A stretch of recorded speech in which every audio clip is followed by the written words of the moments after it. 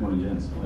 Dan, I'm just thinking that in the sort of course of the last 4 years, I just wonder if there's any point where you thought, hang on a minute, I might not get back into something like this, and now you're here, how pleased are you to be? Yeah, for the past 3 of those 4 years, I didn't think it would happen, but now I'm here. Yeah, I'm very happy and grateful to be part of it, and it's trying to add. But so yes, it's yes, since 2019, I didn't think I'd be involved. I think I've said before, but the Six Nations, Steve gave us a call, and again in the summer said I'd like to be part of it, and of course you jump at the chance. So I have, and that's why I'm here.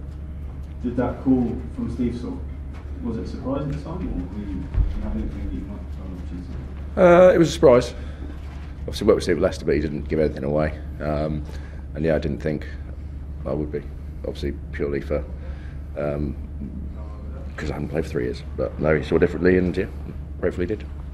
And so in that time, what did you do? Did you just keep chipping away and I suppose trying to... No, I gave up the ghost, mate. I just put my feet up. And no, funny enough, Steve took over at Leicester, so we were given a task to do, and we were driven hard every day, and we achieved one of our goals. But yeah, no, there was no resting on my laurels at Leicester. We had a focus and a purpose to get on with things, and we did. Did that give you kind of a new lease of life? That's the sort of phrase we'd use, might not be one you use. I think in some regards, probably, yeah. I think after 2019, it'd probably been, in some regards, after the final, what happened, I wouldn't say easy to pack it in, but it would have been easy, I think, just to drift. But then Steve comes to Leicester, obviously, COVID and everything else happens, you get to reassess what's happened previously in your life, and he came in with a purpose and a task, and for several of us, when we were there, you know, he gave a purpose and he gave you a vision to buy into. And so Leicester, we'd had a few tough years at the club, and he had a vision to get us back to where Leicester club of its could be, and we did. So yeah, it was an easy thing to buy into and get on with. So you know exactly what he can achieve given the scope. I mean, obviously, clearly, the results haven't been where you want them to be yet, but you're still very confident it can come together now. That, you know, this is what matters, isn't it? Yeah. The results haven't been where we need them, but there are elements of our game that have improved, and I think coming out here, you definitely feel a different vibe in the camp. I think, you know, having 33 people focused down without the, you know, even around the test matches, the warm games, there's always a sort of an air of selection or getting injured, or there's always something holding you back. Whereas you get here, and everyone's focused on the Argentina game and what we need to do. And yeah, as I say, previous form hasn't been brilliant, but we're a team that's working hard, and we hope to turn that around. Dan, is the Argentina scrum the same force of all?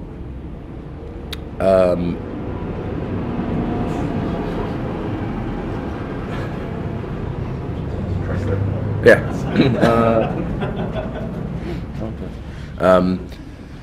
It's a force.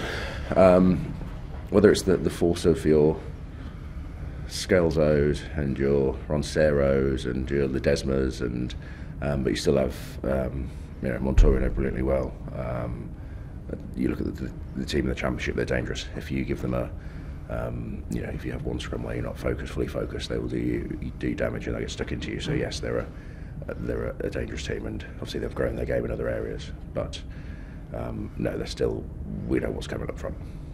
Historically, what's made them such a strong scrum? Their famous breathing techniques. I don't know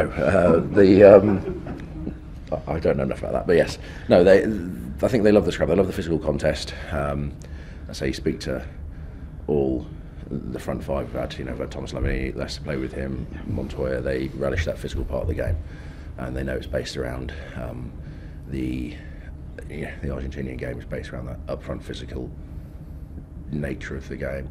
Marcus Earts played at the club. He could talk for days about the scrum and the physical and the mental aspect of it, and the mentality sets in opposition. So that's what the game's based around. That's the traditions of their game, and we respect that, and we look forward to playing them because that's the game. Tom, what's your analysis of the Argentina scrum? Yeah, very similar to what Dan's spoken about. Look, they are a team that a scrum that has a force to be reckoned with. I think if you look at their culture, and Coley's reeled off many a name there where these players have been brought up off a strong pedigree of scrummaging. So there's definitely going to be a challenge there for us on the weekend. But no, I think it's a challenge that we're well prepared for. And Dan, just this is your fourth World Cup.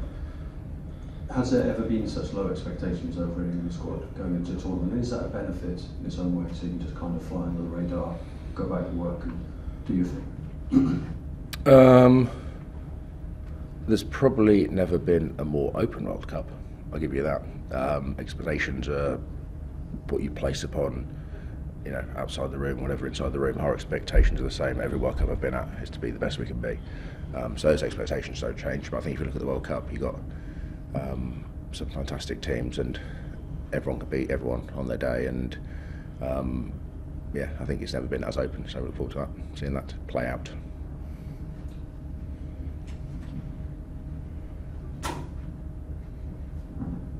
Any more live questions? Yes, Tom, just to check, I mean, obviously everyone's basically back fit now. How much of a boost is that for the squad this week?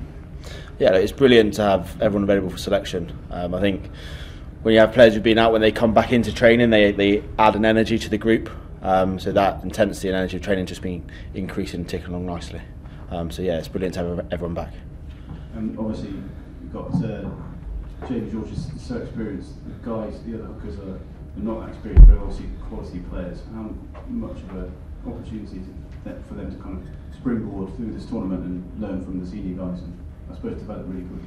Yeah, so that's definitely something in the front row we've worked on.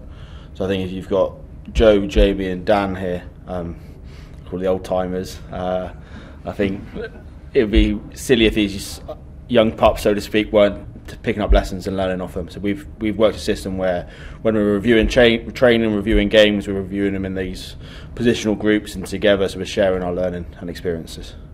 Well, Tom, you worked closely with Dan for a long time at Leicester. Without embarrassing him too much, can you give us your insight of that work that he's put in over the last 2 or 3 years? Please tell. Please tell. He just put his feet up. No, he's been phenomenal. So you think about the career Dan's had and the way he's looked after his body to make sure he's been available to train and play for a numerous amount of years at the highest level of the game is exceptional. I think you go back and he's spoken about the 3 years he had out. I've not seen an individual who's worked hard on his game, and it was worked hard on his game to get better, with the aspirations of coming back into the international game like he has, but also to reinstall Leicester Tigers to being back on top of the game. So it's been exceptional work rate he's done. Comparing Dan with Carl Sinclair and Will Stewart, the other tight ends, what differences do you see across the three and sort of the merits of each, the strengths, I suppose? I think every player has. I think you could watch a game and pick up on people's strengths and weaknesses and differences. So every player is different. I think Dan's exceptional around his set piece work, and I think that's something where there's different players with different games. But I think for this, for us at the moment, like our set piece has been strong. Using Dan's credibility to help work with all the other players within our front row to strengthen that's been brilliant. Just the wider one about the scrum generally, it was an area of focus for Steve when he came in, and obviously that's your area of expertise now you've joined. Do you think that this World Cup, as Dan was saying, because it's so open, will be defined by who's got the best set piece almost more than other things? Because if you're clean and you can win penalties, and if you can be clinical, everything else can follow.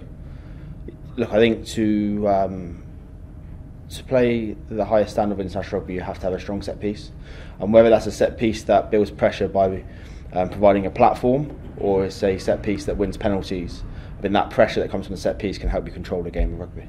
So for sure.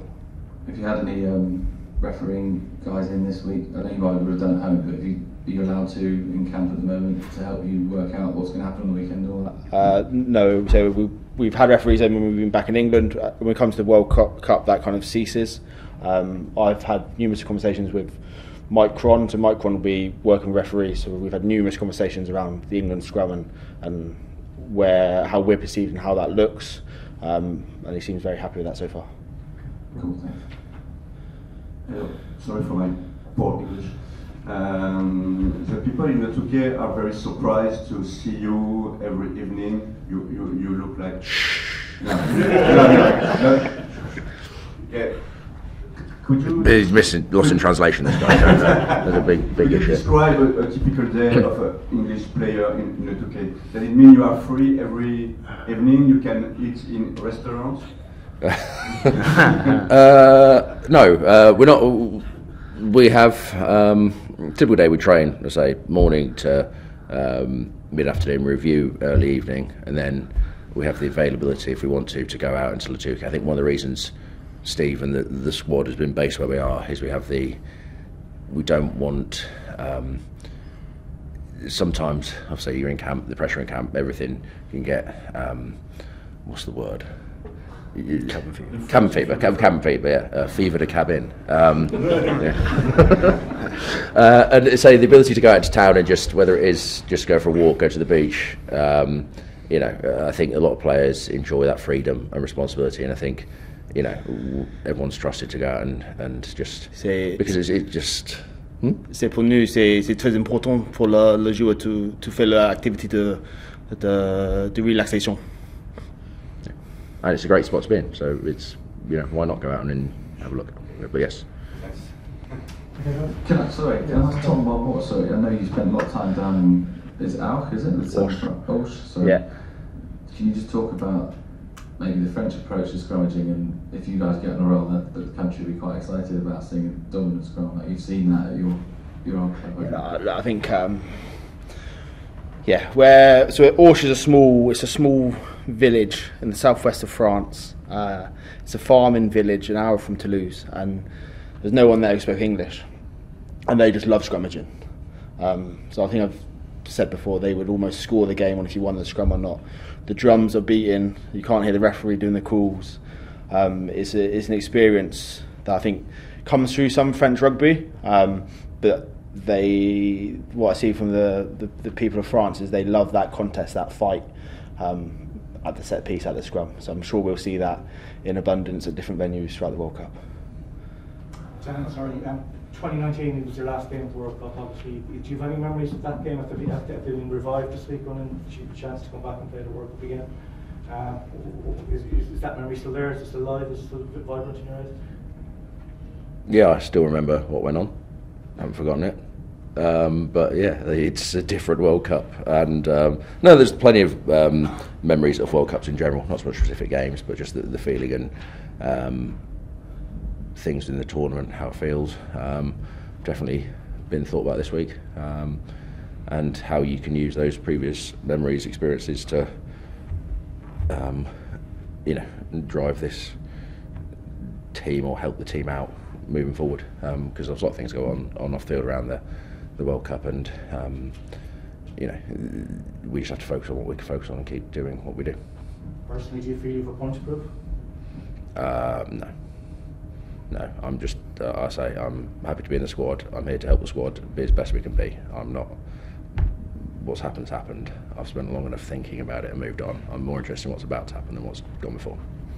Tom, can I just check on Carl Sinclair? Has he been fully fit? There was some suggestion of a slight injury. Has he been fully training, and in your view, how's he been playing and training during the summer? Yes, he's been back into training. I think, view of injuries, Nichols, I think every player has something, so I wouldn't read too much into that. He's had some good parts, he's had some parts he needs to improve, but he's been working hard on that. Can you give us any clue about what you've been working on with him?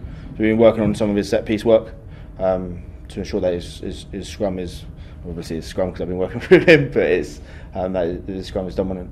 That's been a big emphasis over since I've been into camp, along with many other of the front row players. Okay, boys. Thank you. Thank you. Sit down.